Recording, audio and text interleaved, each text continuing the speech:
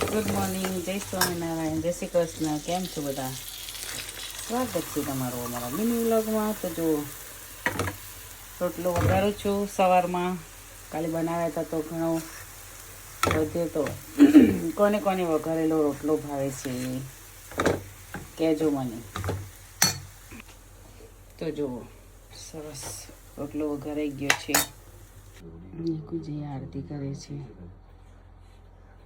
તે સવારમાં આઈપેડ જોવે છે. ગુડ મોર્નિંગ, જય સ્વામિનારાયણ. આજે વિન્ડી વેધર છે,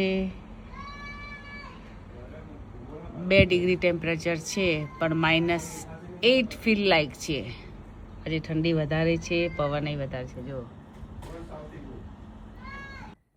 જો હું અને મુક્ત જઈએ છીએ હવે સ્કૂલ. આજે બહુ ખરાબ વેધર છે. ચલો મુક્ત, લેટ્સ ગો.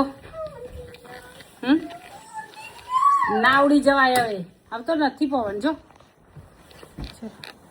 વરસાદ પડેલો છે એટલે બધું ભીનું છે. 3 દિવસ કન્ટિન્યુ સ્નો બતાવતા હતા, એના બદલે વરસાદ આવી ગયો. એટલો વરસાદ પડે છે એટલે સ્નો પડે જ નહીં.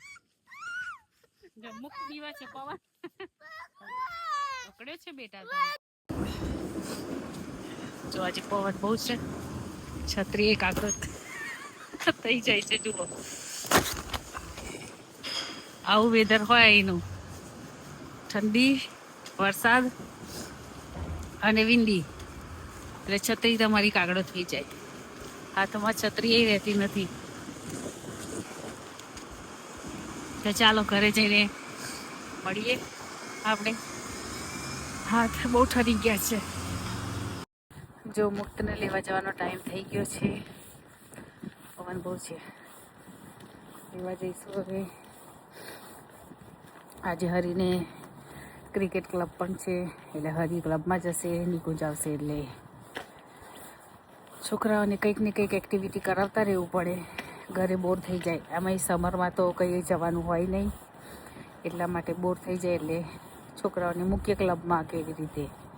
હજુ મુક્તને તો અમે લોકોએ ક્યાંય મૂક્યો નથી ક્લબમાં, કે સ્કૂલની પણ ક્લબમાં નથી મૂક્યો, કે બીજી જે ક્લબો હોય એમાં પણ નથી મૂક્યો, કે સ્વિમિંગ માટે કશા માટે નથી મૂક્યો. કારણ કે મારે એકલાથી ના લઈ જવાય. વેધર જઈને એવા હોય, નીકુ જ હોય ઘરે તો ગાડી લઈને લઈ જઈ શકે. હું તો કેવી રીતે લઈ જાઉં? વેધર ખરાબ હોય તો. સારું વેધર હોય તો ચલો વાંધો ના આવે, પણ ખરાબ વેધરમાં તો બહુ મુશ્કેલ છે લઈ જવું છોકરાઓને બહાર. અને અત્યારે અંધારું પણ વહેલું થઈ જાય એટલે બહુ હાર્ડ પડે. સમારમાં બહુ સારું, અમારે 4-5 વાગ્યાનું અજવાળું થઈ જાય, રાત્રે 10 વાગ્યા સુધી, 10:30 સુધી સૂરજ દાદા દેખાતા હોય, એટલે વાંધો ના આવે.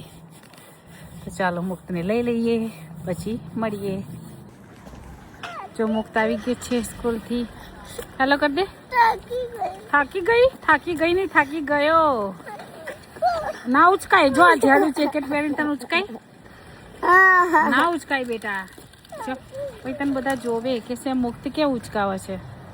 હે કેમનું ઉચકાય? ચલો આ તો ઉચકાવે છે, મળીએ પછી.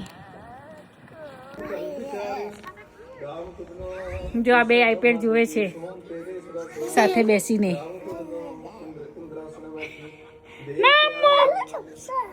ના આવી નો ચશ્મા.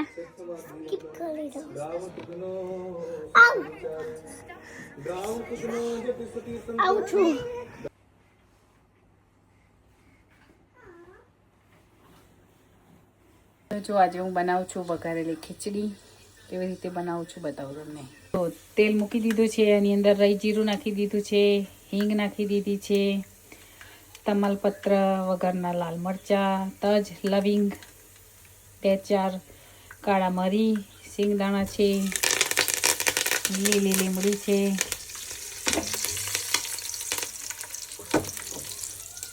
આદુ મરચાં લસણ કરી દીધું છે. હવે આપણે એ નાખી દઈશું. જો આદુ લસણ નાખી દીધું છે, એ પાક્યું એટલે આપણે એની અંદર ડુંગળી ને બટેકા નાખી દઈશું. જો અંદર લીલા વટાણા નાખી દીધા છે આપણે. હવે ટામેટું નાખી દઈશું. બધું સરસ મિક્સ કરી લઈશું.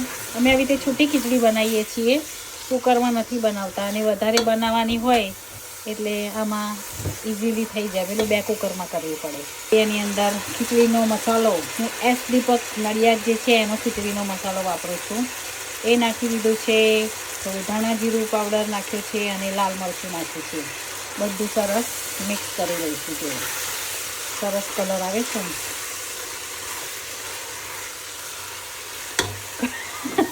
એક હાથે કઢાયું પણ મારું હલે છે.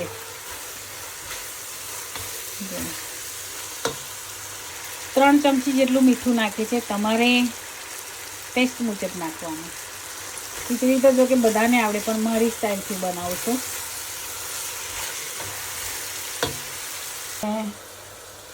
મોગર દાળ અને અહીંયા તો બાસમતી ચોખા મળે એટલે એ લીધા છે, સરસ ધોઈ લીધા છે. હવે આને આપણે ખીચડીમાં મિક્સ કરી દઈશું, પાણી સાથે. પાણી ચોખ્ખું છે એટલે. તો આપણે એમાં જોઈતા પ્રમાણમાં પાણી નાખી દઈશું. અને જુઓ, હવે એને મસ્ત ધીમા તાપે ચડવા દઈશું. પછી હું તમને રેડી થઈ જાય એટલે બતાવું કે કેવી ખીચડી થઈ છે. તો જો આપણી ખીચડી રેડી થઈ ગઈ છે.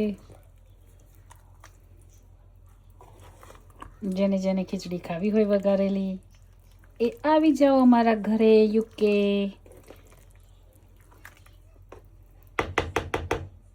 લીલા દાણા નથી એટલે લીલા દાણા નહીં નાખીએ, પણ રેડી છે ખીચડી. ચાલો.